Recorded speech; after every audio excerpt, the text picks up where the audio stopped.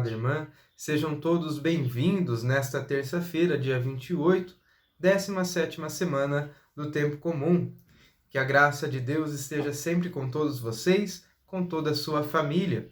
Hoje nós meditaremos o Evangelho de Mateus 13, dos versículos 36 ao 43.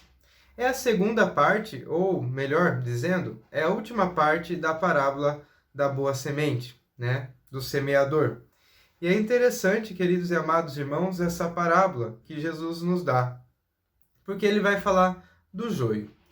Muitas vezes, quando nós vamos pensar sobre o trigo e o joio dentro dessa parábola, nós associamos o joio a algumas pessoas que normalmente nós temos dificuldade de conviver, seja na paróquia, seja no âmbito social, ou nós vemos uma pessoa maldosa, às vezes, diante do nosso convívio paroquial, social, enfim, e sempre nos relacionamos a pessoas e tudo mais, Mas nós precisamos ir um pouco mais a fundo a tudo isso, queridos e amados irmãos. Porque o joio está muito além de ser algumas pessoas que às vezes nós temos dificuldade de convivência ou que semeia maldade, Está bem mais a fundo disso. Porque o joio em si não é uma pessoa.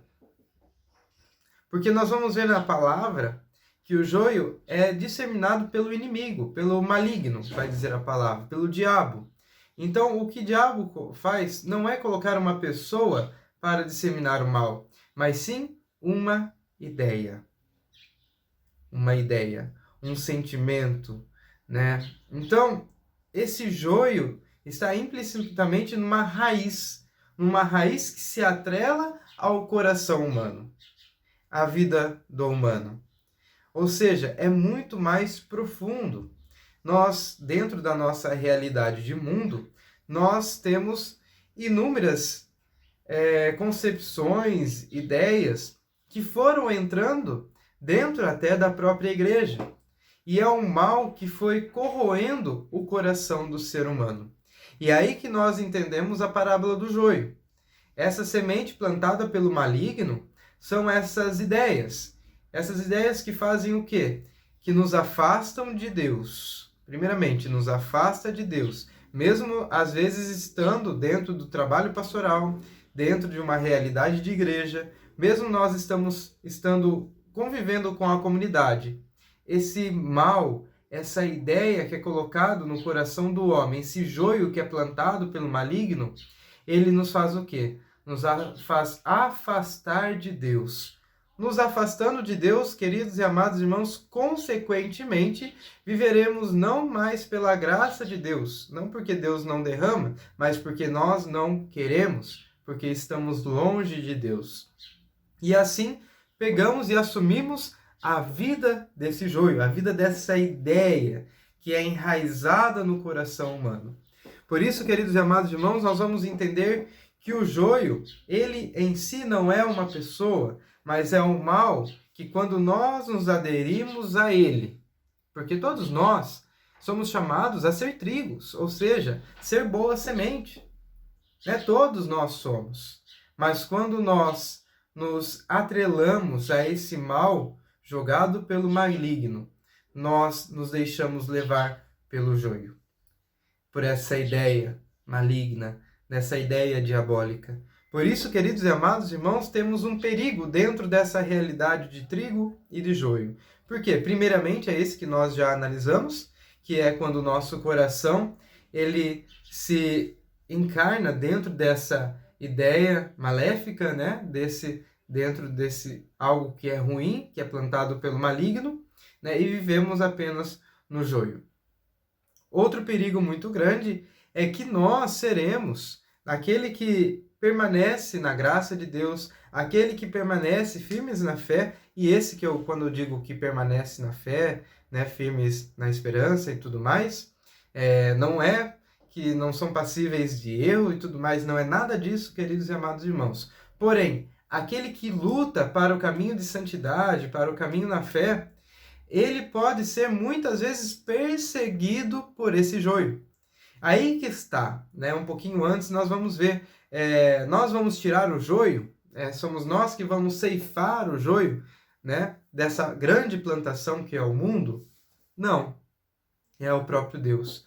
Infelizmente, nós não temos, queridos e amados irmãos, discernimento suficiente para nós arrancarmos de fato tudo isso para que ele seja aniquilado. Mas temos a capacidade, pela graça do Espírito, tanto que nesse dia nós sempre meditamos que diante das nossas fraquezas vem a graça do Espírito.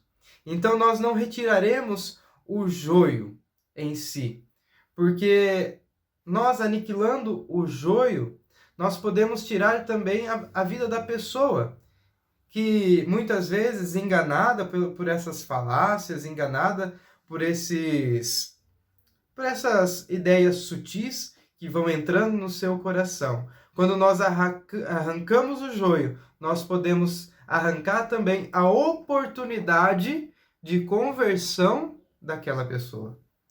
Aí que está a questão, queridos e amados irmãos.